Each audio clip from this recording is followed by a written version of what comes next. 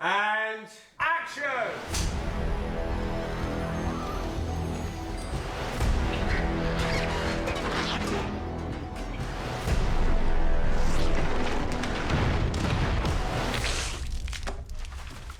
That doesn't work. No.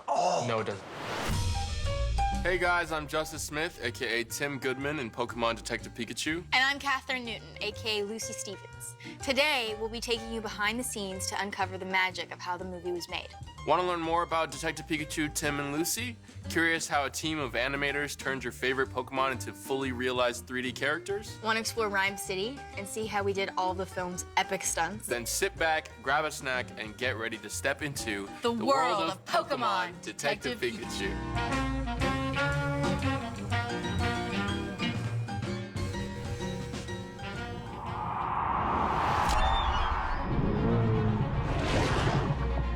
I feel like a lot of people know Pokemon, and a lot of people are really obsessed with Pokemon. I was a big fan of Pokemon when I was really young. I have all the original cards, the first generation cards. Me and my sister used to battle all the time when we were kids.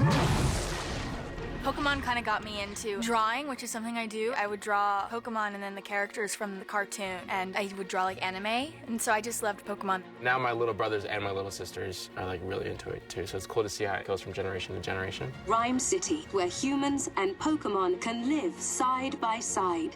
I was introduced to Pokemon actually through my kids. So I was inundated with Pokemon long before I got the call about the movie. So when I did get the call, it was on speakerphone. My kids heard it in the background. They started jumping for joy. They were saying yes before I even had a chance to say yes. I was excited to do a film that my kids would love. I don't do a lot of films that are not rated R. For me, that's a big one. I remember reading the script for the first time and like screaming when one of the first interactions Tim has is with the lick-a-tongue. I was like, oh my gosh. Please don't. Who doesn't want to get licked by a lick-a-tongue? Tim is living every Pokemon fan's dream, okay?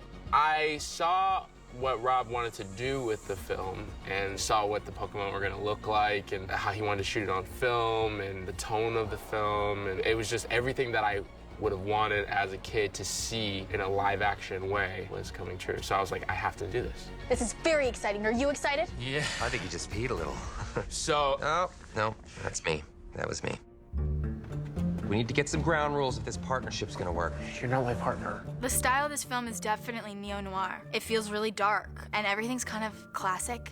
Everything is a little more colorful than our world. It's sort of a throwback to like an old detective kind of film, which is a lot of fun, and I think that makes it really unique.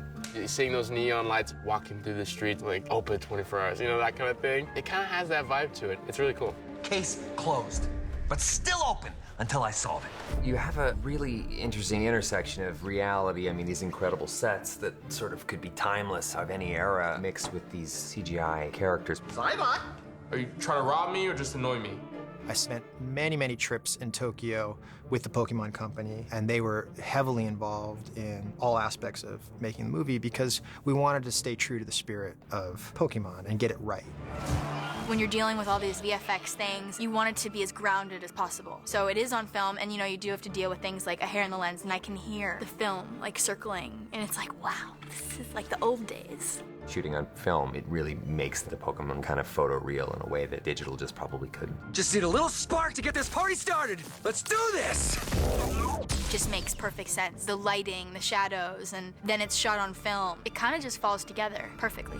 That's very twisty.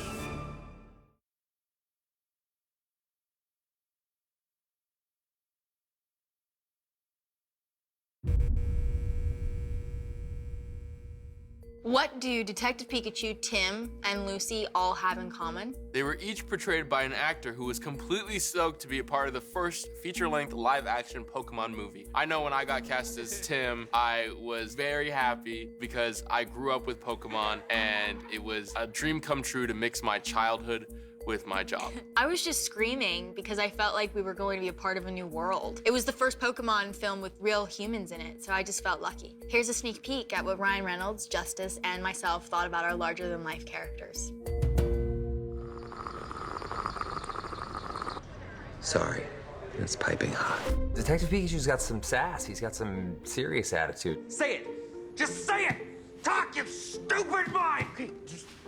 Relax. He is fast talking. He's very almost like aggressive and very funny. He's really good at comebacks. I've never been so flattered and creeped out at the same time. Are you gonna make me into a lampshade? He's a detective based solely on the fact that he has a hat. He likes to imitate those old film noir movies and talk in this poetic way that is very funny. This dame's looking for danger. You want to win her over, you gotta lead her straight to it. Okay, first of all, women don't like to be called dame. So it's this contradiction of seeing this cute, cuddly thing have this gravitas to him. It's funny, it's like a cool juxtaposition. He's a larger-than-life character, and he has to be. I mean, he looks like a little yellow cotton ball, so he's basically, you know, somebody flash-fried me and then injected me into this little yellow guy. Nope, that did not land right at all. Detective Pikachu is a giant personality. We needed the character to be both grounded and hilarious at the same time, and that is what led us to Ryan. Ryan is so geniusly funny. I just don't understand how he thinks of the things that he thinks of, because in real life, he's this really relaxed, nice, calm person, and then he kind of just turns it on, has this wit that's remarkable. Right becomes wrong, wrong becomes wrong.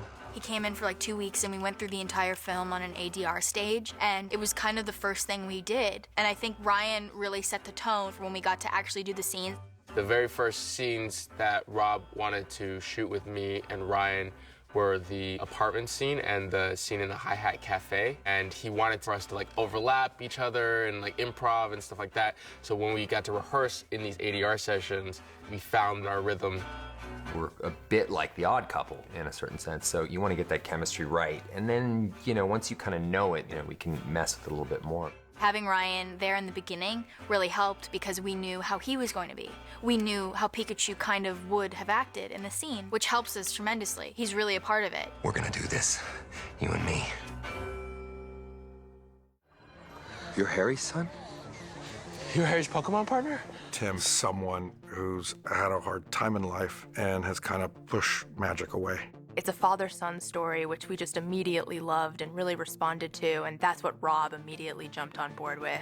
The father and son dynamic is a very interesting one. I think that it's a story that a lot of people can relate to, just trying to connect with that side of you. I just got used to him not being around, and I couldn't forgive him for it. Sometimes the audition process is like a complete bust. I think in this case, we were really fortunate. We found justice and we saw him kind of with the material. That's when we were like, that's our kid. 75% of this movie is me talking to no one and like acting by myself in a room. It's the ultimate acting exercise to act with nothing and have to make it real. Listen up. We got ways to make you talk. Or mine. Yeah. The Mr. Mime scene that we did was so emblematic because it was me acting with a stool and a lamp and like the entire crew behind the camera, and I'm just like going through miming and yelling and jumping and screaming. On set, we had a mime, Les Bub, who taught me specifically how to mime pouring gasoline, because I was doing it some weird way, and he's like, well, the classic way that mimes do it. And I was like, oh my gosh, there's a rule book. Oh, that went dark fast. So I owe that whole scene to him, because without him, it would have been sloppy craftsmanship. Yeah, nice work, kid. Maybe there's a little detective in you after all. When Lucy and Tim are in a scene and Pikachu's there too, Lucy just kind of sees Tim talking to nothing. Fine, hand it over. What are you doing? What? No, nothing. And then, as an actor, if we're in a scene together, it's really only us and a little thing in his ear that says Pikachu's lines. I think Tim feels like he's hearing voices, so it kind of helps to have this earwig that no one else can hear and have someone talking in my ear, because it's exactly what Tim is experiencing. You hurt me. No. Yes, you did. Oh my God, this is amazing. You can understand me. Stop. I'm sorry. Who are you? Lucy Stevens, reporter for CNN. She starts off as this kind of femme fatale, mysterious girl, but then she gives you everything about her in about 2 seconds. You get to know the real Lucy, and she kind of shows who she truly is to Tim. No, not here. In my office. I have a Psyduck. Psyduck is my Pokemon. Serenity now. Serenity now. Lucy and Psyduck kind of parallel each other's personalities, if you ask me. Psyduck, if he gets headaches, he explodes. I think Lucy kind of explodes too, if she gets a headache. When I auditioned with Catherine, what I was so in awe of is that she really grounded this person who just wants to pursue what she loves to do at all costs. I don't fear fear. I walk the walk and I talk the talk, and I'm willing to do whatever it takes to get the honest scoop, and that's the hard truth. The thing that Catherine did intuitively is this sense that Lucy wants to come across as a lot more secure than she really is. You want a story?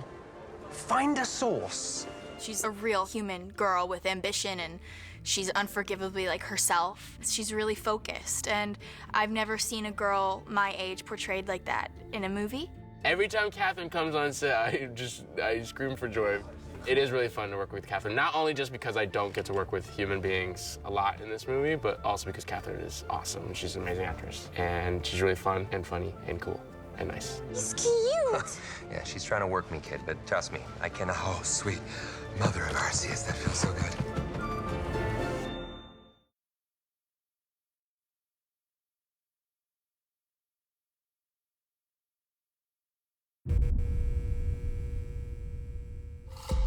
For a movie as massive in scale as Pokémon Detective Pikachu, we needed a whole lot of Pokémon to make it feel alive. And the filmmakers wanted to make sure all the fan favorites were there. I know I was particularly excited to see Mewtwo because I didn't know what it was going to look like live action. And I felt the same about Gyarados, because when we shot that scene, we didn't have a puppet. All we had was an eye line, so when I got to see it in the film, it was something special.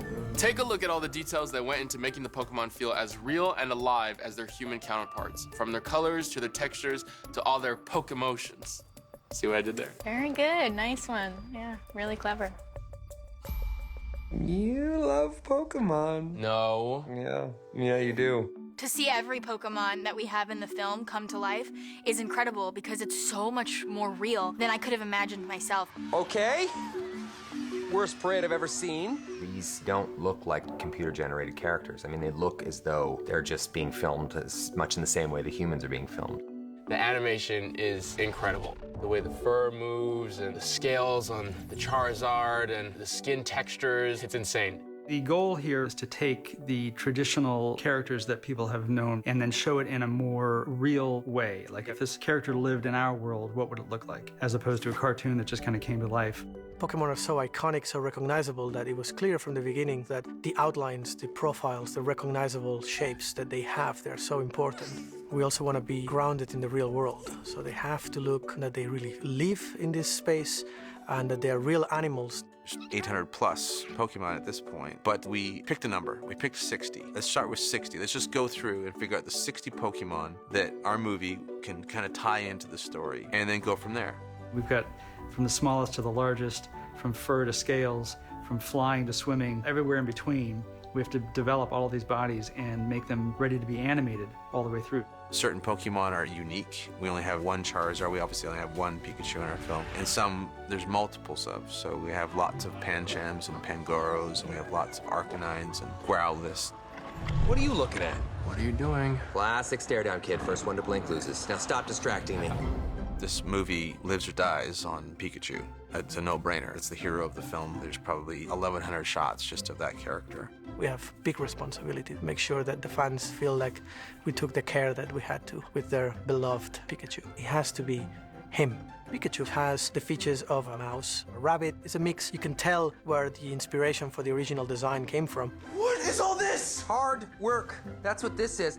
Pikachu is probably our largest challenge in facial performance because we have a very charismatic and spontaneous actor, Ryan Reynolds, giving the voice of this character. And our Pikachu has to mimic what Ryan would do. And there's no calm version of Ryan Reynolds. It's always going to be moving and fast and funny and quick. When you see a fully rendered version of him, you just feel like you could reach out and touch him and cuddle him, but don't cuddle him. Put down the stapler or I will electrocute you.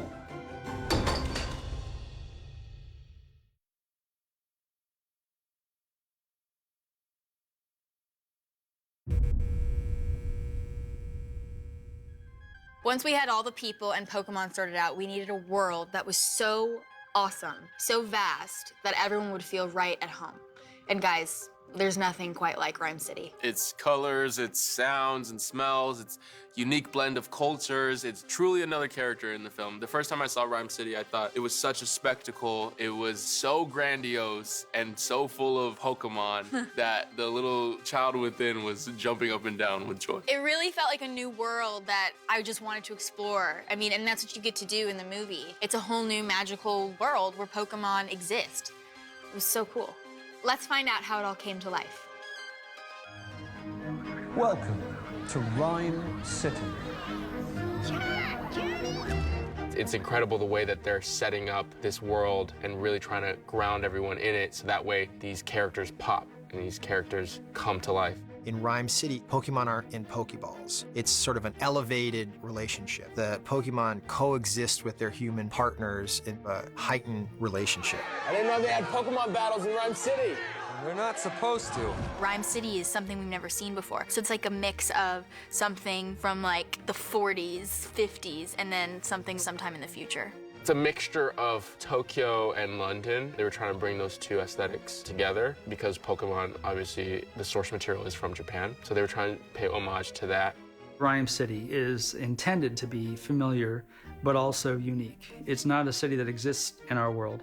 In the end, it's nowhere in particular. So there's a lot of contradictions. You know, cars drive on the left, but it's got an American feel to it. All the Pokemon characters are pastel colours. And so really my palette, the background palette, has been very neutrals. It's greys, blacks, whites, beiges. Most of the film noir elements, really, a lot of it is mostly the lighting. But it's basically long shadows, atmosphere, fog, and wet downs. And that gives it this vibe that is appropriate. We introduced a lot of practical lights that have colour and a lot of signs, and we worked a lot on the graphics of the world because that was a good way of showing that it isn't a contemporary city on a practical basis. So all the wet downs helped us to reflect any of the signs and any of the physical colour we were bringing into the set. The amount of detail that goes into the sets is really cool. I know in the Hi Hat Cafe, when you look at the menu, it like has descriptions for the food that's on there, and it really makes you feel like the universe is real. The art department did an incredible job. It just has this very modern, up-and-coming, hip vibe to it, you know, and I think that reflects this harmonious lifestyle of the inhabitants of Rhyme City.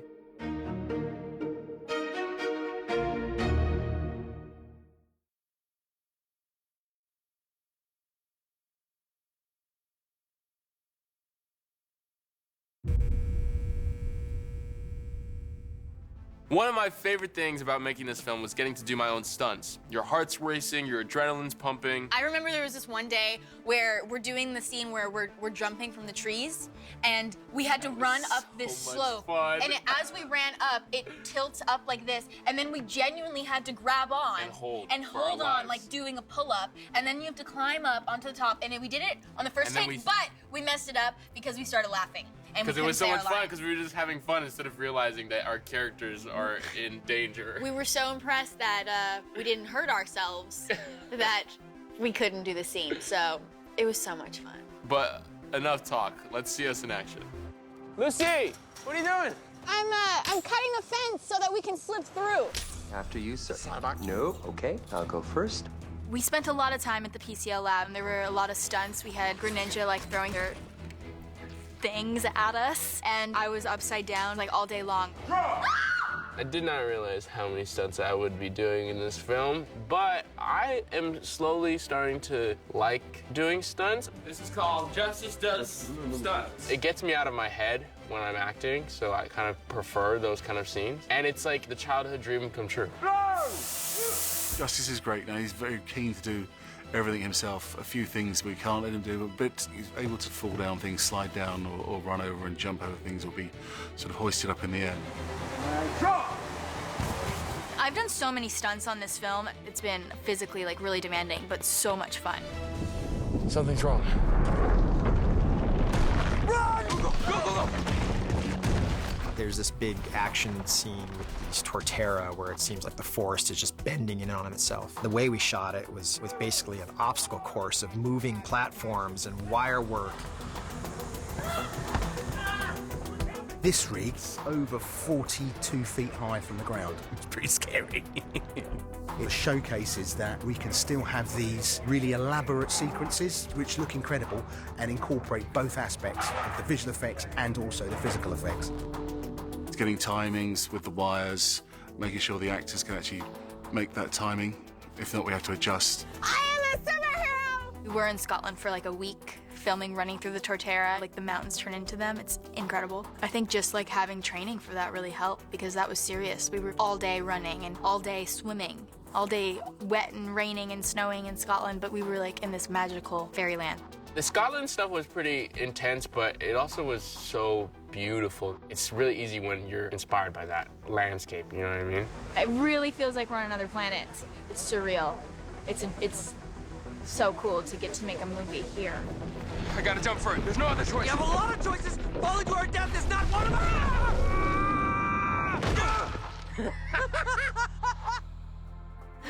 There you have it. I hope you guys enjoyed this special behind-the-scenes look at Pokemon Detective Pikachu. I had a total blast making this movie, and I hope you had just as much fun watching it. And to all of the aspiring Pokemon trainers out there, take it from me, you never know when your perfect Pokemon partner might appear.